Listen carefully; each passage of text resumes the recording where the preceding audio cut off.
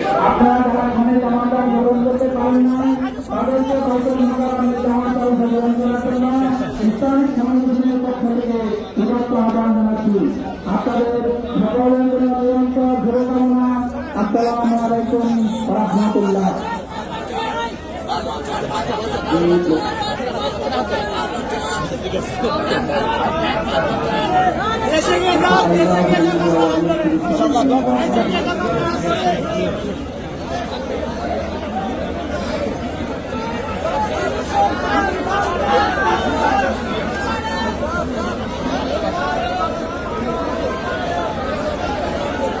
ঈদ মুবারক, ঈদ মুবারক। আজকে